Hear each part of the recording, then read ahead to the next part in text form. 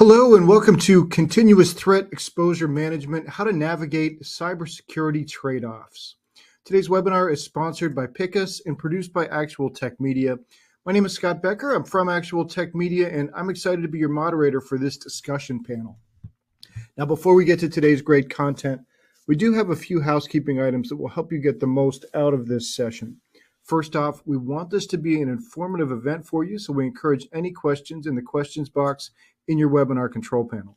Not only will we have team members responding to questions during the live event, but we'll also have a dedicated Q&A session at the end of the presentation where we'll discuss in greater detail some of the top questions that you ask.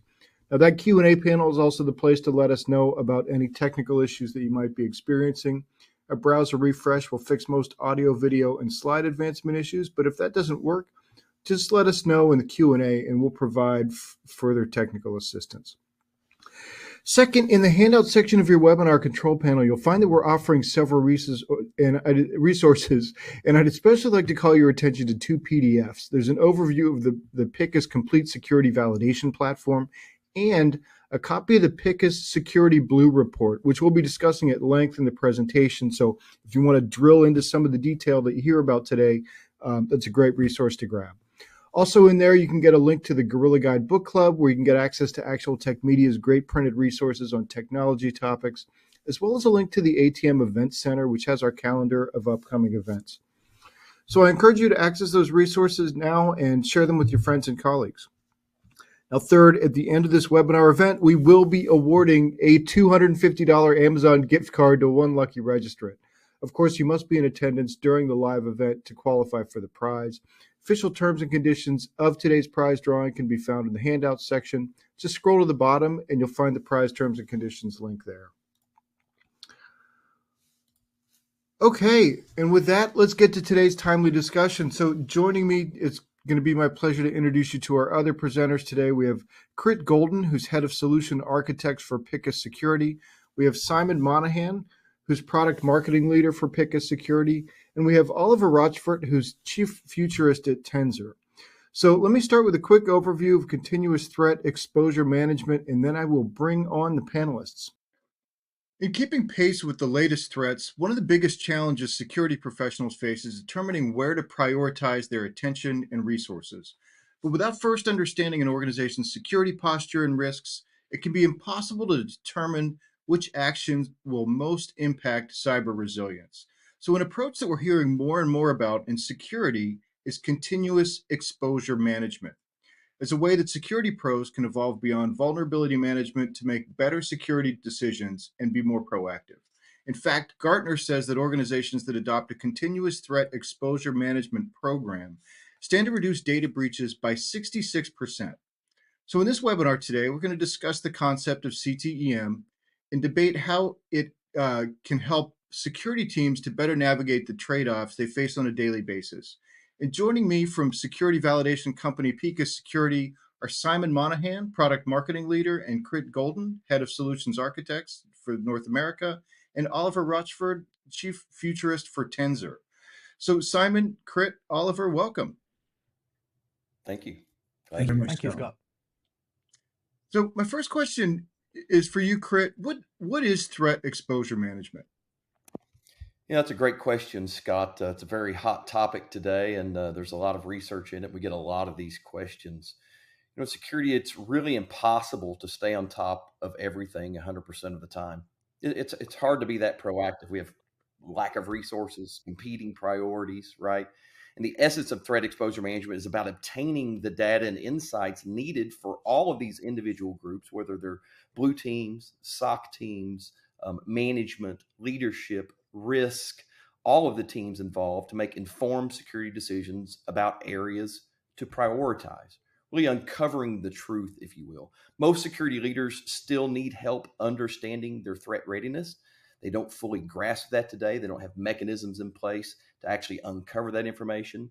CTEM really provides a framework, and it's important to understand that it's a framework. We don't all want to hang our head because it's another framework to follow, but this is a critical framework that allows you to continuously and consistently, that's the most important word, evaluate your organization's ability against threats and what threats those pose, what threats pose significant issues to organizations.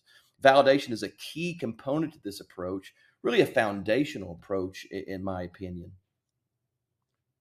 Thanks, Kurt. That's a great definition. I've got a question now for Oliver. How does exposure management differ from vulnerability management? When we started out doing this, we were very much focused on trying to eliminate every single vulnerability. We had something called CVSS scoring. That was the next iteration.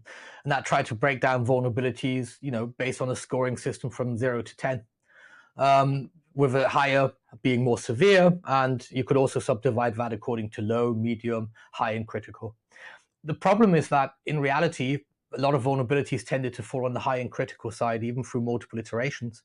And it really didn't give you enough granularity to be able to prioritize. The other problem, though, is that it's really just shoving around numbers. What we saw in practical reality was that somebody would say, we're going to reduce 10% of risk over the next 90 days. And it's like playing solitaire. You're pretending there's no adversary. Not all of these vulnerabilities are actually equal. So you also need asset context. You also need user, really role context. What is that asset? Is it internet facing? And now the next iteration after that was adding exploitability into it. Which vulnerabilities are exploitable? Then, because it required more threat intelligence, we started looking at which ones are actually being exploited in the wild. And now the latest, the new thing that Picus is bringing to this is actually also looking at the mitigating controls. Also considering, okay, because if you're trying to prioritize, if your question is, I have 1,000, very severe critical vulnerabilities, but I can patch only 10 today, which 10 do I patch to make sure that I get, I reduce the most amount of risk? You need more information. And at that point, which ones are being mitigated is quite important, because one might not. You wouldn't want to treat them equally. So it's always about having that additional layer of context and contextualization to be able to make these decisions at scale, because we're talking about thousands of vulnerabilities now across, thousands of devices. Super. Yeah. So you're really helping us drill down into this definition, broadening the understanding here. And Simon, as we were talking before this session, you had a nice analogy that explains the challenges that organizations are facing in managing threat exposure. Can you share that with us? Yeah, of course, Scott. So Oliver there was talking about prioritizing vulnerabilities and the challenges of determining which to prioritize at any point in time. And the analogy that I use to help illustrate this problem is this concept of the short blanket dilemma. You might have heard of this before. It's essentially that a blanket is only so long. You can use it to cover your feet, or you can use it to cover your shoulders, not both. And either way, part of the body, part of the anatomy is going to be exposed at any point. And this is a really good analogy in security, because the blanket really demonstrates the resources and the time that we have to prioritize in certain areas of our operations. If we pull the blanket too far over our heads, then our feet get cold. And conversely, if we use the blanket to cover our feet, then we leave our whole head and shoulders exposed. And it's really about finding the balance. And of course, we can try and make the blanket stretch that bit further. But in doing so, there's always a risk. We stretch it too far, and then it rips in the middle and leaves us even more vulnerable. In security, it's always difficult to get a good night's sleep, and the short blanket dilemma is really one of those reasons, because we worry about whether our estate is covered in the right areas and whether we're ready to prevent and detect the latest threats. That's a really nice analogy. Oliver, does that analogy resonate with you? Yeah, absolutely. Because I think Simon is spot on, right? We don't have enough blanket to cover our whole body. That's the whole point. Very few organizations can really patch all vulnerabilities, nor is it desirable. If you think about it, if no one's exploiting them, how much of a risk does it represent? It's an unquantified risk. Somebody might exploit it in the future. But once again, that's not the same priority, the theoretical risk, as actual one, which is imminent. So I love the analogy, but some people have a shorter blanket than others. And at that point, you're really trying to work out which extremities are you going to save, huh? Excellent. So to shed some light into the challenges that organizations face managing their threat exposure, Picus recently published its Blue Report 2023. So we've got sort of 4 quick slides just to go through that. But Simon, I wonder if you can start off telling us about some of the research. Yeah, thank you, Scott. So you're right. The Blue Report is a piece of research that sheds a light on some of the difficulties organizations face managing their threat exposure.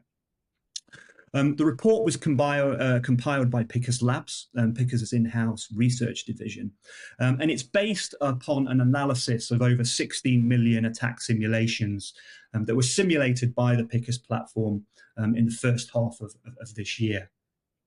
And the results really do shine a light on some of the what we call the trade-offs organizations need to make on a day-to-day basis. So let's take a moment to talk through each of the 4 what we're calling impossible trade-offs. So the first trade-off is really determining which attacks to prioritize. The reality is that we can't prevent and detect every threat. We need to make decisions about which to prioritize defending against. And every security team faces challenges here. And the decisions in this regard are often made by a particular threat profile of an organization. And by threat profile, we could include factors like the industry in which an organization operates, and therefore which threats are most relevant or which threats are most targeting organizations in that industry. And it could also include, things like the systems that we use and rely on a daily basis, because attacks, we know, target different vulnerabilities, and therefore this is also a key criteria to help us decide which threats are most relevant to us. When we looked at this and looked at the results based upon the attack simulations that we performed, we found that overall, sort of on average, organizations are capable of preventing around 6 out of 10 attacks. Which actually is not too bad when you consider that actually before they were simulating threats in their environment, they were able to prevent significantly fewer than 6 out of 10. One of the interesting findings that the report highlights really is how the extent to which the types of attacks vary between organization to organization. So we found that nearly 3/4 of the sample were able to prevent malware downloads, but less than 1/5 were able to prevent data exfiltration attacks. So this really highlights that there's quite a lot of discrepancy around the types of threats and the attack techniques that we're able to prevent in our environments. Yeah, you know what, Crit, I wonder if we can drill into one of those. What do you think organizations are better at defending against some types of attacks than others? That's the $1 million question, right? And it's a pretty interesting answer. Being in this breach and attack simulation space for 8 years, I've seen all types of responses and capabilities. When you look at the Blue Report, I think it's very interesting when we dive in a little bit deeper that globally, only 59% of the attacks out of the 16 million samples were blocked. 37% of them were logged, and I feel a woeful 16% of the attacks were actually triggered an alert. Right? This is a concern for me. I feel the reason that some organizations are better at defending against attacks than others, it's the path of least resistance. I think most organizations focus on one area or the other, hoping that some layer of their defenses will stop an attack, and do not fully understand their defenses in depth and how it protects their organization, what they have deployed, how well it works together. They often focus, and I see this repeatedly almost weekly, on one spot more than others, say endpoint more than anything else. But we know today that hope, unfortunately, is not a strategy, right? We can't hope that one part of our stack works better than the other. If we just focus on one area or the other, we may have better efficacy, right? The other thing that I notice as well regarding this is most organizations are very reactive. When something happens, then they respond, and that really doesn't help them gain ground on their security maturity. Many organizations are not aware of how susceptible they are to all of these attacks. They've been doing pen test or red team engagements, which are very limited in scope, and don't fully understand, challenge the entire stack against all the known attacks that are being used in the wild today. And that's a big concern for me. I feel this is mostly due to organizations aren't challenging themselves beyond that point in time assessment to make those determinations. Modern attacks and the volumetric amount of modern attacks requires a modern approach, right? I have to automate these capabilities and challenge all aspects of my security organization to understand that defense in depth. Quite frankly, we're just pointing and shooting to some degree today and hoping that one part of our defense in depth is performing better than the other. Or if I can just break the kill chain in one area, I'm good. I think a more nuanced tuning is available to you today and should be taken on each aspect of our security portfolio and what level of efficacy it's providing to the organization. It's not hard to do today. We can give up the hope as a strategy and move into validating as a strategy, I think. Would help solve that problem a lot, Scott. So the next impossible trade-off identified by the Blue Report is determining which vulnerabilities to remediate. As we've heard, vulnerability management, it does remain challenging. Security teams can't patch every vulnerability, and without the right context, it can be really difficult to prioritize which to remediate and mitigate. Oliver was talking earlier about CVSS scores. Organizations have relied on these scores to help give them some guidance about which they should prioritize. But the problem here is without additional context, such as security control, coverage, or actually knowing the type of asset that you have a vulnerability in and the wider context there, it's really impossible to really make fully informed decisions about where to prioritize. And the Blue Report really brings this to light. And for instance, what we found is that there's really quite a disparate approach from organizations in terms of the vulnerabilities that they choose to remediate. Some, for instance, focus on more recent vulnerabilities, and others focus on more legacy ones. And there are some organizations that do a bit of both, but generally there's no real sort of pattern in terms of in terms of where vulnerability management is focused. Yeah, Oliver, I wanted to ask you about that. Why do organizations take such a varied approach to vulnerability management? So because it really depends on a lot of criteria on your maturity. It depends on what type of business you're in. If you imagine a manufacturing company with lots of SCADA, it's going to have a very different risk profile and approach to vulnerability management than, let's say, a marketing company which just has cloud services. And so I think you're going to see a lot of variation there. But the other aspect is just the fact that part of this is also based on risk appetite, and it's also based on really how mature you are as an organization overall. What I find is that, or what I found in the past speaking to a lot of organizations, is that regulations also have a huge impact on this. So my favorite example for this, and this is like about incentives, I can remember speaking to a bunch of CISOs when I was an industry analyst. We would say to them, do a scan almost every day so that if there's a critical vulnerability that comes out, you can prioritize it. That way, you're basically eliminating the worst things, the imminent risks, allowing you to do this gradual risk reduction afterwards. And a whole bunch of them basically told us that they have regulations which say that from the moment that you know about a vulnerability, you're liable. So they tend to scan as little as possible at the last moment as possible, because if you don't have the resources to patch everything immediately, it basically puts you into a catch-22 situation with regulations. And so there are a lot of factors which can contribute towards this, some of them not always so obvious. It's a very good point, Oliver. If I don't mind making a quick statement there, right? And really what we're talking about is it's lack of context, right? Total lack of context around our vulnerabilities. Wouldn't it be nice, right, if I could ascertain I have a vulnerability, is it part of an attack path, and do I have a mitigating control that can mitigate the exploit? right? Comes back to an age-old kind of quandrum, if you will. And is a vulnerability if it's not exploitable? If we had that context, that would certainly further us down the road on prioritizing those vulnerabilities and being able to not be in that catch-22 situation, understanding clearly with context what needs to be patched versus what can wait theoretically till tomorrow. So, Crit, would you like to talk us through the fourth trade-off?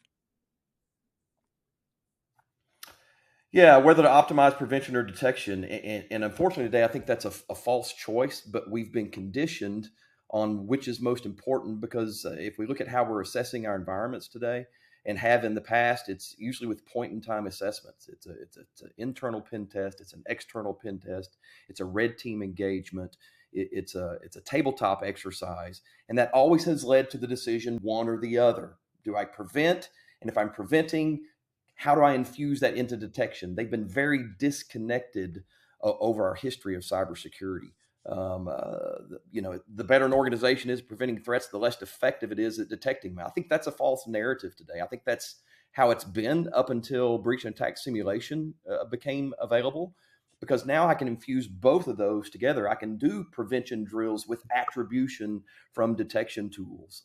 I can understand clearly at the same time what my prevention capabilities are and my detection capabilities are using breach and attack simulation, and then infuse answers into those organizations, whether they're blue team members, SOC members, risk members, et cetera. So I think it's a trade-off today that can be solved if we're automating the process and looking at it from a breach and attack simulation perspective. I need to infuse both of those answers into my organization. I need to focus on both of those areas in order to have higher efficacy. Think about the decisions we make based off detections and alerting alone.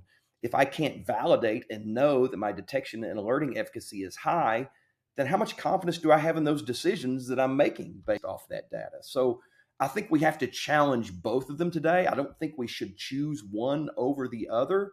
I think they're both critical to moving our organization forward and being proactive instead of being reactive, right? By being proactive, I can infuse information into the prevention side and the detection side of the house at the same time in the actual same effort. So I think it's a trade-off today that really is focused on where we've been in the past, not understanding where we are in the future. But today with breach and attack simulation, I can bring both of those together and not leave them as siloed entities where I'm making individual decisions on each topic.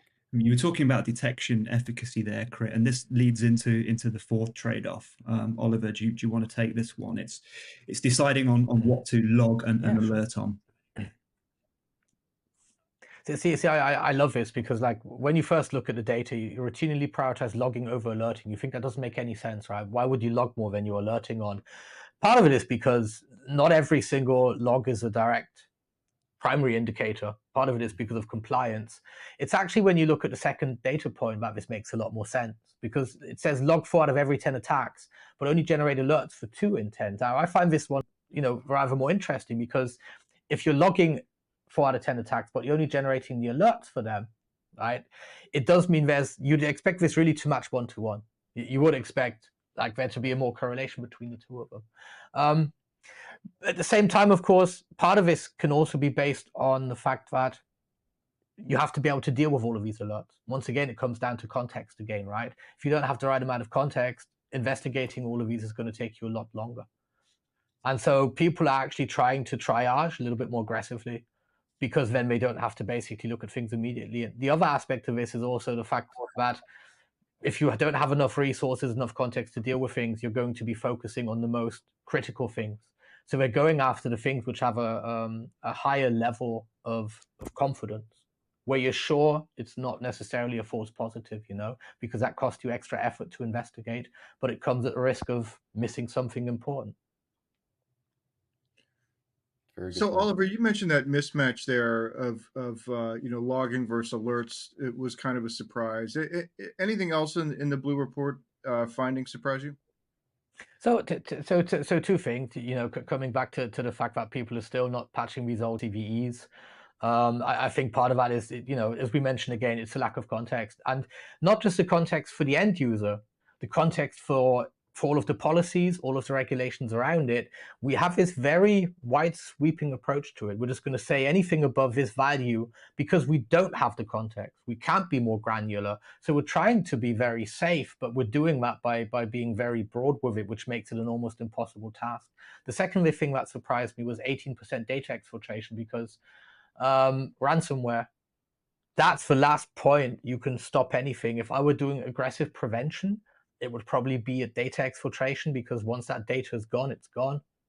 But the problem why people aren't doing it is because it's not easy to differentiate somebody downloading data from, illegitimately versus legitimately. And if you block the wrong transport, your users aren't going to be happy and they will start bypassing your security mechanisms. So it's an interesting one. It's a difficult one to improve, but one where I would say that you want to be stronger in detection than prevention, with the caveat that you're going to have to be quick. If it's a small file, that file can be gone pretty quickly. So it puts stress on the defenders in terms of having to respond very quickly for these kind of incidents. I think what it does highlight is Totally. the need for more of an assumed breach mindset. I think we're maybe too focused on prevention, that we're not really considering what the possibilities could be if an attacker were able to infiltrate in our environment. What assets would they target? What attack paths or vulnerabilities would they exploit to be able to get to those assets and compromise critical users on the way, like system admins. So yeah, I think for exposure management, it's about assessing your security outside in, but also inside out as well. I mean, if you looked at the counterpoint to it, the fact that malware was actually really high, and if you think of like the typical ransomware attack, the malware is early in the kill chain, and so there's an over-reliance at stopping attacks early and not actually, counting on the worst case scenario. But once again, it is difficult without being able to test. And coming back to prioritization, if you're pretty open to data exfiltration, you're going to have a different prioritization strategy than if you're not. That's right. Well, those were great points to highlight. Lots of good stuff in that report. And just a quick reminder, that report is in your handout section, so grab that. It's a really good one. So, Crit, maybe we can move on a little bit to, an obvious question is, what can organizations do to better understand their threat exposure and make more informed security decisions? I think the biggest barrier to that being accomplished is teams are very siloed. We have to break out of those silos, right? We have to have a true purple teaming effort where teams are sharing data, working together off the same playbook, understanding the efficacy of the controls they have, and how prevention feeds logging and logging feeds alerting, and tie all that together. Stop doing assessments in isolation. Right? That's the big problem that drives back to is it prevent or do we detect? Why is it either or, right? Stop relying solely on pen test and red teams that are not infusing attribution into the equation, right? Attribution meaning receipts, evidence. I need logs. I need data. I need to understand how my tools are responding, what my prevention, logging, alerting, and detection capabilities are. Obtain visibility from across the entire attack surface about the assets needing protection, and enrich it with vulnerability data and validation insights for prevention and detection. That's the antithesis of being siloed, right? Determine where to make the best impact as a group, measure and optimize continuously. I think that's probably one of the more critical points. Is we're often not only siloed, but we're testing very infrequently, very inconsistently. We're not challenging ourselves proactively on a consistent basis. Break out of those silos, make consistent, continuous testing part of your DNA. Make it part of your process. If change is going to be implemented in an environment, understand my baseline, institute said change, rerun a baseline to understand the downstream effects of change, right? Today, it's just too siloed, it's infrequent, and it's not consistent. When we turn those things around, I think we're making huge strides into better understanding our threat exposure for an organization and how it affects all the team members involved, and ultimately how well they're protecting the business.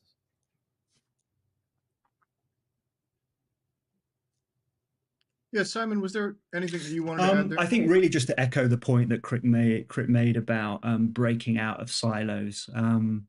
It's really important to start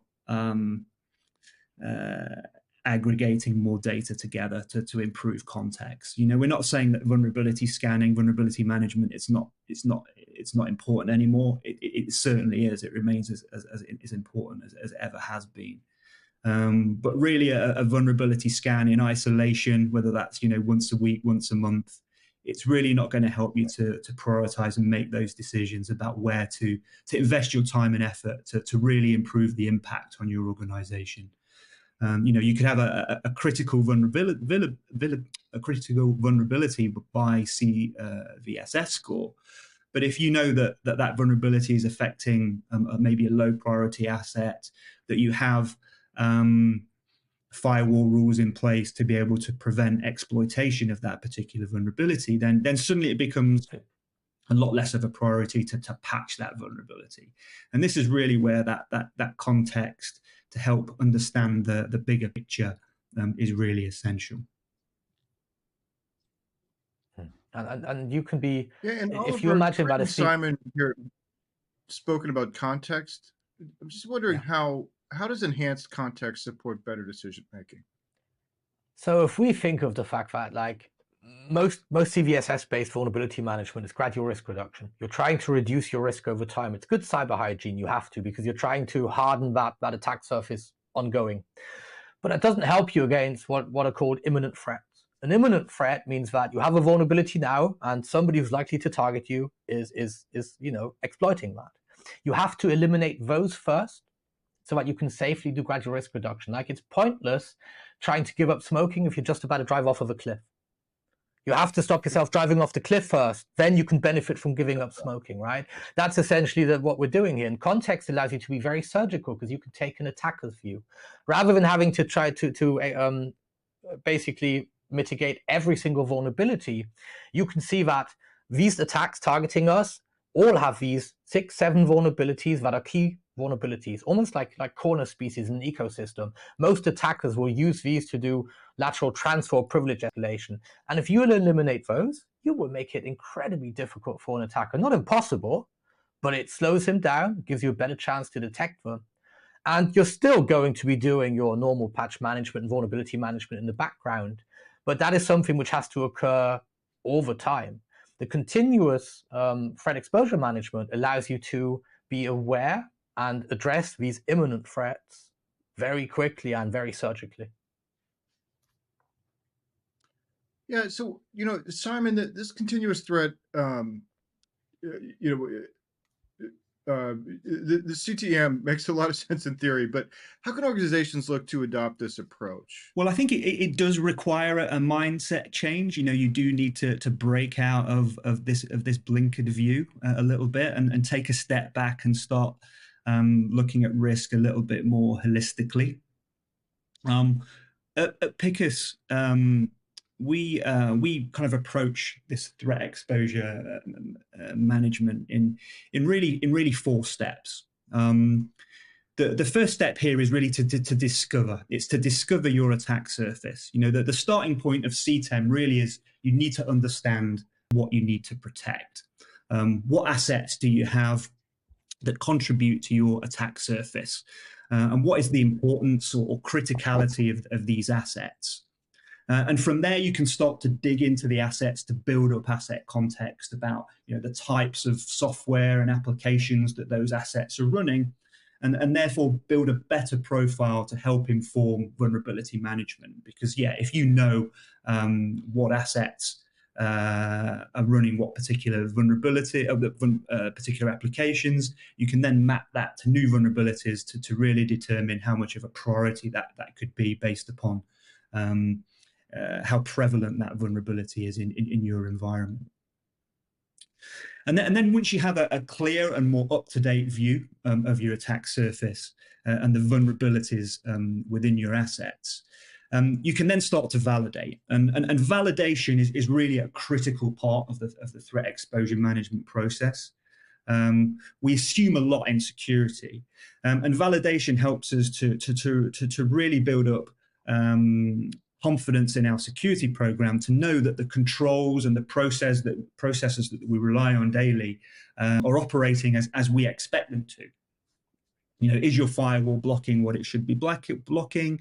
Is your SIM or your EDR detecting what it should be detecting, and providing coverage of the threats that are the most relevant to you, that target the assets in your environment. So validation insights are really critical to layer on top of those asset and the asset and vulnerability data, to start building up this better picture and provide more context to make decisions. And then we have all that data, you can then start to prioritize it. So risk quantification is a key part in this process. By getting that data and insights, you can then start to analyze that data, really to kind of build up a better picture of where you need to prioritize. And then the final part of the process is it's optimizing as well. Once you've been able to prioritize where to focus your impact, it's then the case of mitigating or remediating any vulnerabilities, but also optimizing what you have in place as well, optimizing your controls to ensure that you're able to quickly and swiftly address gaps and really respond to emerging threats that could pose a risk to your business. And really, fundamental to this threat exposure management approach is the fact that it's continuous as well. This is a process that should be happening on an ongoing basis. You should be discovering, validating, prioritizing, and optimizing continuously. And to do this, we feel at Picus it's really vital that organizations start to embrace automation to be able to do that. Manual approaches like pen testing, yes, they're still very much valuable, but to be able to do continuous threat exposure management at scale, you really need to start to leverage more automated approaches to be able to provide these insights, and also to also reduce a lot of the time and effort that it would take you to otherwise aggregate and measure and optimize.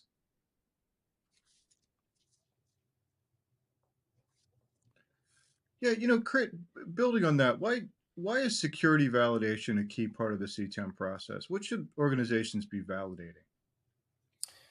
Yeah, that's a couple of good questions, Scott.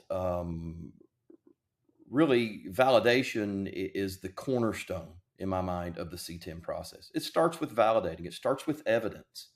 How do we make proper decisions without evidence, right? We need to remove the subjective language from our vernacular and our thought process based on multiple data points, I think, or we ought to be able to, right? Let's just start with validation and start with evidence, right? From there, you can make decisions based on empiric data and infuse that into your organization at a foundational layer across a multitude of teams that have been siloed in the past. So I think there's a couple of key benefits from validation. Clearly, evidence, and then breaking down those silos within your organization that are there naturally. I don't think they're artificial silos. But I think, when you have a SOC team and a blue team, there's at times distinct functions and different functions, and they don't really work well together, but we can make them work well together, and we need to, and that's a requirement, to have a mature CTEM process, right? You need to validate as much as you can in your organization. And we talk a lot about validating technology, right? Understanding the risk, understanding the threat. But when you stop and think about it, right, there's three key components to a security organization. It goes far beyond technology. It's technology, people, and process.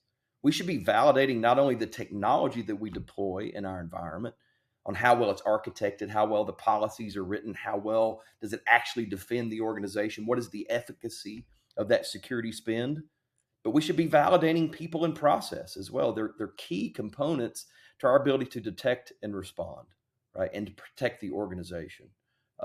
This can't be a part-time effort. I know Oliver and Simon both have said that today. I believe I have as well. The real difference is that this has to be continuous. This has to be consistent. And I think that's the most important term, is consistent.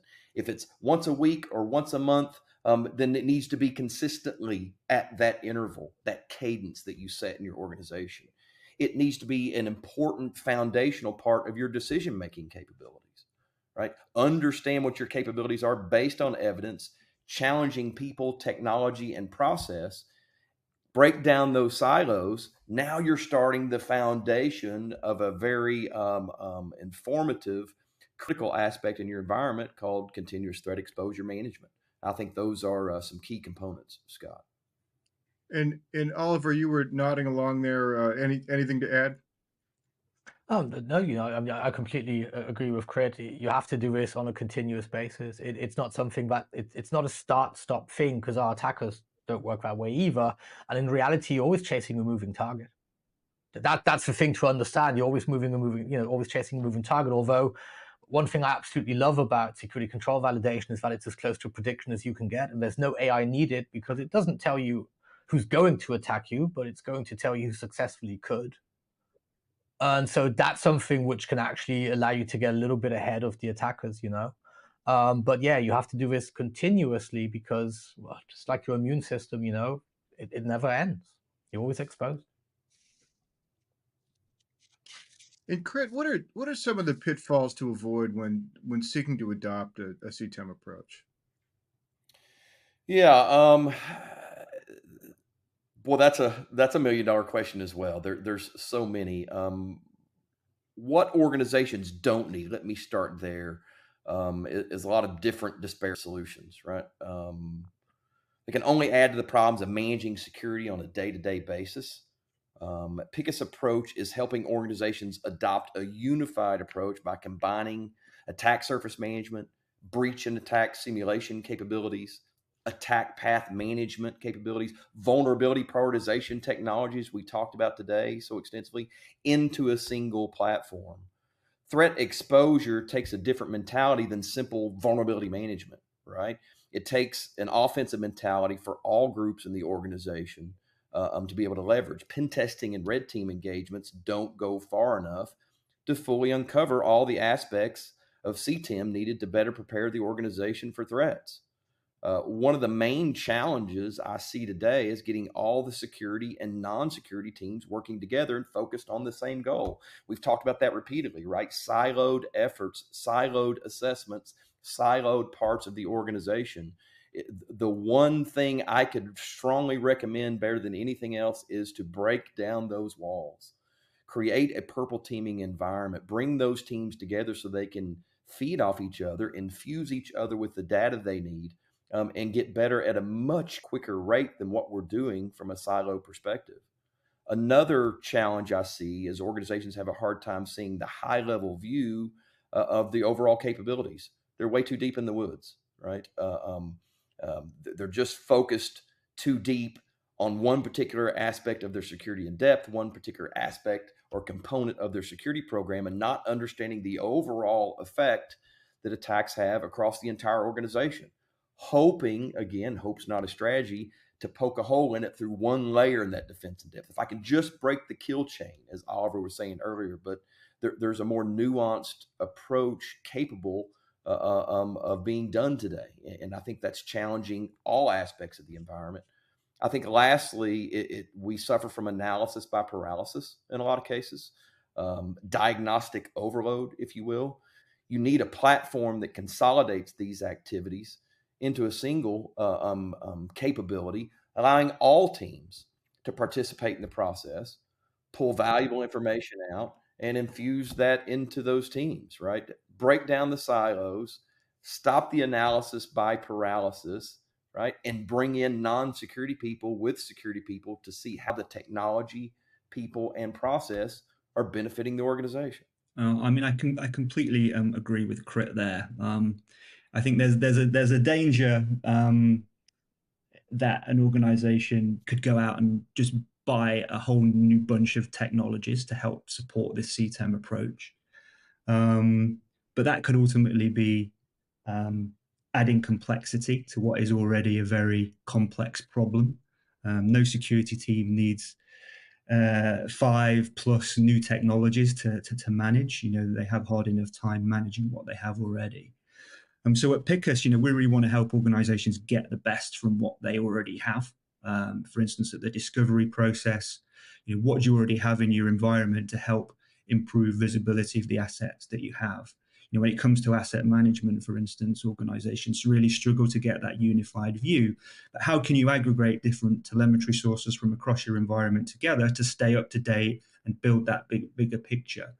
And really at Picus, our priority is really helping you to leverage what you have in the best possible way.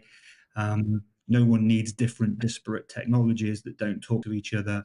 We want to help you to aggregate all that intelligence that you have already and present it to you in a way that you can take actionable measures to mitigate and optimize.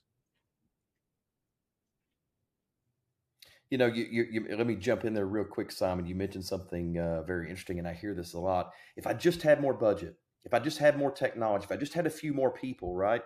The largest companies on our planet with the largest security groups and the largest security budgets continually get breached, right? It's understanding what you've deployed, how well that defends the organization with efficacy. I need evidence, right? And if I build everything on evidence and I focus my CTEM program, as you should, on validation, you're building on a solid foundation. You're building on a data of evidence, a pile of evidence, right? That helps infuse your decision-making capabilities with that empiric data. And I think that's critical, right? I think we're not making decisions based on the right data points because we don't have them. And if I'm going to implement a CTEM program effectively in my organization, it must start with empiric data. I must have evidence, or then everything is kind of built on a fallacy. I think that's the problem with risk quantification today. There's not a foundational empiric layer that everything is built on. And that's the goal of continuous threat exposure management. Yeah, so Oliver, it's an interesting point that both Simon and Crit are making here about the need to get the most out of what you already have. So CTEM is also about making better use of the data you might already be capturing, but deriving value from. Yeah, absolutely. I mean, it's how do you measure return on investment of your security investments? And a part of that is actually being able to quantify and measure whether they are being effective. And similarly, everyone assumes, and I used to have this a lot when I was doing pen testing, you'd speak to an auditor, basically to the GRC person before, and on paper, everything was being done. And when you actually dug into it after the pen test, because you found a million things, it turns out there were exceptions everywhere. Somebody hadn't configured this because somebody had asked to have it opened. Somebody didn't patch this system because it was a different, a different vendor or something. In reality, it's never as clean as it's on the paper. You need to actually look and do quantitative assessments. Same as when you do qualitative surveys. Whenever you see these surveys where 73% of people say X, if you actually dig into the data, you to see not what they believe they're doing, but what they're actually doing. The other aspect, of course, it is just generally being able to also evaluate products, whether they are the right tool for you. If you're doing a proof of concept or if you have existing tools, and planning out your budget in advance. If you have a good idea of what you're missing, let's say data exfiltration, you're only detecting 18% of data exfiltration, you know that your next investment should probably be a solution that helps you with data exfiltration. So it's a far broader tool, CTEM, and just focusing on prioritizing vulnerabilities. It can be really one of these guiding principles, or one of these, I would say, guiding programs to drive your entire security program. Yeah. Yeah, great points. Yeah. So Oliver, Simon, and Crit, we'll probably leave the main discussion there. It's been a great conversation just about the value of continuous threat exposure management, and really how it can help you with that short blanket dilemma that that Simon you set up there at the beginning, and hopefully helps security teams sleep better at night by providing those insights that they need to balance security trade-offs more effectively. But we do have some questions here from the audience. We've got time for just a few. So, Simon, this first one, maybe you can tackle. What role does pen testing have in the CTEM process? Okay, yeah, sure. So pen testing It's still very valuable as part of the CTEM process because it can help to give you that extra context around vulnerabilities. How difficult are they to actually exploit in the wild? So it can give you some really important insights to build into the decision making process. When we talk with CISOs about pen testing, I think it's quite clear that a lot of them struggle to get the value from pen testing, and there's still a lot of organizations that are conducting pen testing more as a tick box exercise for compliance, and they're not able to derive sort of the best value from assessments. So I think overall, pen testing as part of a CTEM program, I think what that can do is help security leaders make better decisions about where to prioritize pen testing. Because I think with that better context about assets, validation insights, about security controls, you can better understand which threats or techniques you're better at defending against than others. You can start to then prioritize the areas where you focus pen testing. It's very frustrating for security leaders to conduct a pen test and to find like low-hanging fruit that could have been easily detected through automated means. So yeah, with this additional context from CTEM, it's possible to make sure that pen tests, when they're performed, we know that they're short. They're normally limited in scope.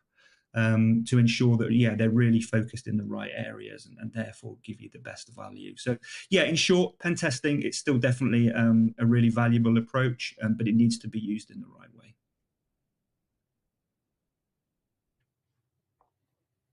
Okay, excellent. Oliver, maybe I'll direct this next one to you. How long does it take to adopt CTEM? It's worth...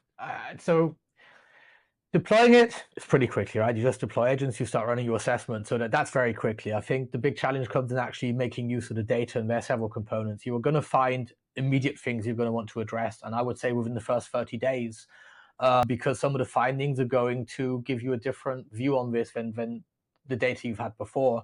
And it's going to show some usually very critical things, right?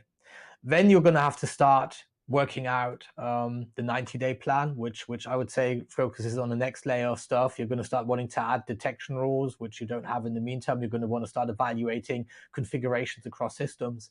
But if you look at this across the long term, right, so you can really start, I would say, getting these high strategic program values out of it, like helping you to identify new security investments. That's going to be probably up to about a year. But I think it's interesting because it allows you to work through this. You have this immediate set of data to action. And as you go into deeper and deeper into it, as your maturity increases, you're going to be able to make this a bigger part of your program. But it's up to you. If you're really tightly resourced, that immediate risk reduction by being able to identify really critical exposures is going to give you immediate value, and that's not going to take very long. It's more about how quickly you can then mitigate the threats and actually identify them. Okay. Yeah. All right. So I'd say excellent. 30 days if you're good, 90 days probably if you're a little bit, if you have more friction within the organization, that's the other question, right? So 30 to 90 days is probably realistic, but as we've said many times before, this is a continuous program. You're going to be running this probably for a long, long time with enhancement as we go forward, but it will form the core of what you're doing in terms of like auditing and testing. Great. Really, yeah. So fast results, it sounds like, but everybody benefits from iterating it. Yeah. Super. And Crit, that probably leads nicely into this next question that we have here. How can I measure the success of a CTEM program? Yeah, I get that question a lot, and the definition of success for each organization is going to be a little different, but let's focus on how do I measure that. I can't measure what I can't monitor, right? I can't measure what I can't monitor, and I can't monitor what I don't have analytics on. Meaning, if this is a manual effort and you're trying to pull together CTEM, that's going to be extremely challenging, right? So it's about measuring the success. I need an automated platform that brings all of this together. I need my vulnerability data. I need it contextualized. I need to understand the efficacy of my security controls at a foundational layer by validating not only prevention capabilities, but detection, logging, and alerting capabilities as well in a single platform that can track over time my success. I think Oliver, Simon, and I, all three have hit on this multiple times today, and Simon just did as well. Oliver just did as well. Apologize, Oliver. This has to be continuous. More importantly, it has to be consistent, right? Inconsistent assessments and validating of your organization is going to lead to inconsistent results. And the success is now going to become extended, if not washed out, right? So I think clearly defining what your success criteria is out of your CTEM program in a short-term, intermediate, and long-term status, and then having an automated platform that gives you empiric data that multiple teams can take advantage of, right? Manually tracking this and trying to feed this and translate this back into success for your individual teams is next to impossible if you're not automating the capability. So I think define that success in the intermediate step, as Oliver just mentioned, and first there's going to be a flurry of activity, a volumetric amount of data coming in, but over time you will iterate on that validation effort. You'll continually see yourself mature. We're too often thinking of ourselves from a score perspective. Did I pass? Did I fail? New attacks come out every day. The attacker doesn't care whether you pass or fail an audit. The attacker is worried about getting the next attack out and being able to leverage it against you. So this must be consistent. As much as the word continuous, consistent is critical. Measuring it in an automated platform will also provide a large measure of success for you. And quantification is such an interesting topic. Sorry, I was just going to add that quantification is such an interesting topic because you need apples for apples. If you want to do benchmarking consistently, you want to actually track a score, you have to make sure that you're always measuring the same thing. Otherwise, you're just going to, there's no way for you to actually be able to, that value will be meaningless. And the mitigating controls are such an interesting point of it because you need them. A lot of approaches in the moment just look at threat intelligence. They look at the vulnerability, severity, or criticality, ease of exploitation, but we don't actually look at the other mitigating controls. And immediately your quantification is off. And so I feel that that's definitely worth mentioning, the fact that it provides that third leg to stand on to be able to actually quantify risk better. I think this webinar was too short. This is something we could go on for a couple of hours, to be quite honest with you. That is absolutely true. Yeah. But unfortunately, we do need to leave it there. So, Crit, Oliver, Simon, thank you all. It's been a fascinating conversation. We could probably talk about this all day, but we will have to stop it there. So thanks for this conversation. Thanks for the opportunity, Scott.